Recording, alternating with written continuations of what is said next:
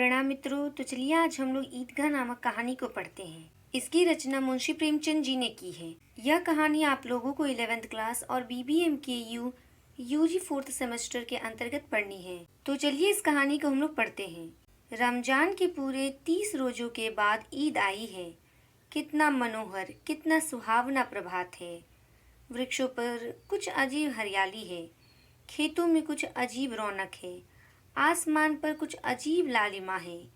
आज का सूर्य देखो कितना प्यारा, कितना शीतल है, मानो संसार को ईद की बधाई दे रहा है। गांव में कितनी हलचल है। ईदगाह जाने की तैयारी हो रही है। किसी के कुर्ते में बटन नहीं है। पड़ोस के घर से सुई धागा लेने दौड़ा जा रहा है। किसी के जूते कड़े हो गए हैं। उनमें तेल डालने के लिए तेली के घर भागा जाता है। जल्दी जल्दी बैलों को सानी पानी दे दे। ईदगाह से लौटते लौटते दोपहर हो जाएगी। 3 कोस का पैदल रास्ता, फिर सैकड़ों आदमियों से मिलना भेंटना। दोपहर से पहले लौटना असंभव है, लेकिन लड़के ज्यादा प्रसन्न हैं। किसी ने एक रोजा रखा है, वह भी दोपहर तक, किसी ने वह भी नहीं। लेकिन ईदगाह जाने की खुशी उनके हिस्से की चीज है। रोजे बड़े बूढ़ों के लिए होंगे, इनके लिए तो ईद है। रोज ईद का नाम रटते थे, आज वह आ गई। अब जल्दी पड़ी है कि लोग ईदगाह क्यों नहीं चलते। इन्हें गृहस्थी की चिंताओं से क्या प्रयोजन। सवैये के लिए दूध और शक्कर घर में है या नहीं, इनकी बला से ये तो सवैये खाएंगे। वह क्या जाने कि अब्बा जान क्यों बदहवास चौधरी कायम अली के घर दौड़े जा रहे हैं। उन्हें क्या खबर कि चौधरी आज आंखें बदल ले तो यह सारी ईद मुहर्रम हो जाए। उनकी अपनी जेबों में तो कुबेर का धन भरा हुआ है। बार बार जेब से अपना खजाना निकाल कर गिनते हैं और खुश होकर फिर रख लेते हैं। महमूद गिनता है 1 2 10 12। उसके पास 12 पैसे हैं। मोहसिन के पास 1 2 3 8 9 15 पैसे हैं। इन्हीं अनगिनत पैसों में अनगिनत चीजें लाएंगे, खिलौने, मिठाइयाँ, बिगुल, गेंद और जाने क्या क्या। और सबसे ज्यादा प्रसन्न है हामिद। वह 4-5 साल का गरीब सूरत दुबला पतला लड़का, जिसका बाप गत वर्ष हेजे की भेंट हो गया और माँ ना जाने क्यों पीली होती होती एक दिन मर गई। किसी को पता न चला क्या बीमारी है। कहती तो कौन सुनने वाला था। दिल पर जो कुछ बीतती थी वह दिल में ही सहती थी, और जब ना सहा गया तो संसार से विदा हो गई। अब हामिद अपनी बूढ़ी दादी अमीना की गोद में सोता है और उतना ही प्रसन्न है। उसके अब्बा जान रुपये कमाने गए हैं, बहुत सी थैलियाँ लेकर आएंगे।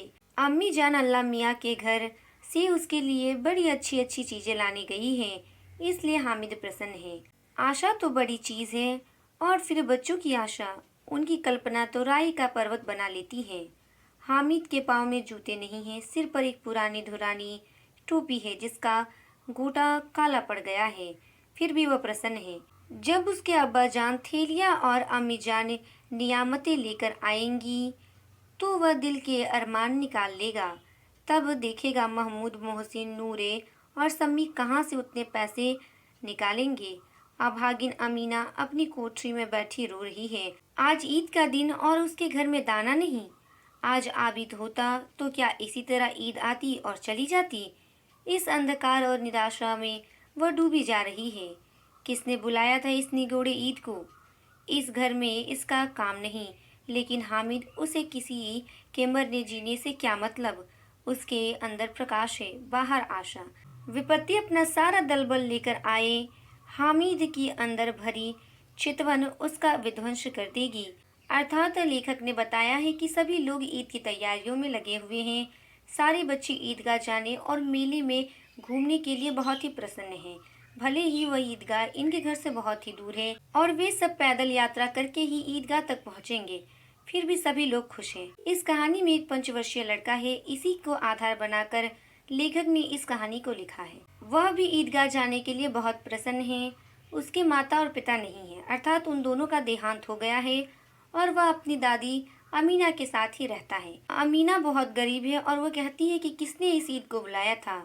ये ईद बड़े लोगों के लिए है, हम जैसे गरीबों के लिए नहीं। पर हामिद को इन चिंताओं से क्या प्रयोजन। उसका मन इन सभी चिंताओं से परे है। वह तो सोचता है कि आज ईद का दिन है और वह इस ईद के दिन को बहुत ही अच्छे से मनाएगा। हामिद भीतर जाकर दादी से कहता है, तुम डरना नहीं अम्मा, मैं सबसे पहले आऊँगा, बिल्कुल न डरना। अमीना का दिल कचोट रहा है। गांव के बच्चे अपने अपने बाप के साथ जा रहे हैं। हामिद का बाप अमीना के सिवा और कौन है?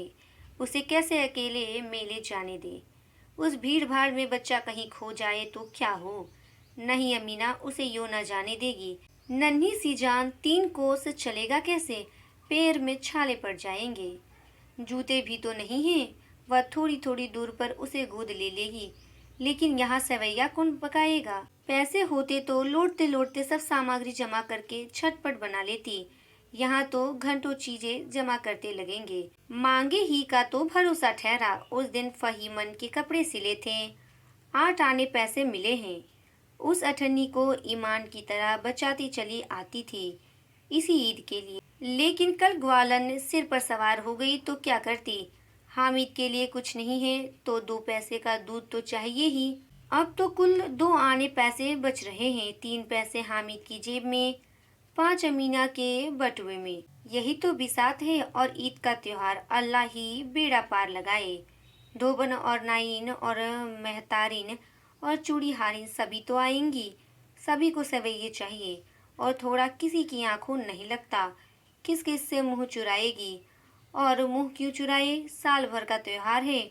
जिंदगी खैरियत से रहे। उनकी तकदीर भी तो उसी के साथ है।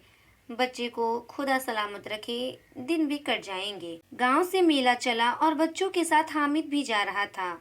कभी सब के सब दौड़कर आगे निकल जाते, फिर किसी पेड़ के नीचे खड़े होकर साथ वालों का इंतजार करते। वह लोग क्यों इतना धीरे धीरे चल रहे हैं? हामिद के पैरों में तो जैसे पर लग गए हैं। वह कभी थक सकता था? शहर का दामन आ गया। सड़क के दोनों ओर अमीरों के बगीचे हैं। पक्की 4 दीवारी बनी हुई है। पेड़ों में आम और लीचियां लगी हुई हैं। कभी कभी कोई लड़का कंकड़ी उठाकर आम पर निशाना लगाता है। माली अंदर से गाली देता हुआ निकलता है। लड़के वहां से एक फलांग पर हैं, खूब हंस रहे हैं। माली को कैसा उल्लू बनाया। इसके आगे की कहानी को हम अगले वीडियो में पढ़ेंगे। तब तक के लिए धन्यवाद।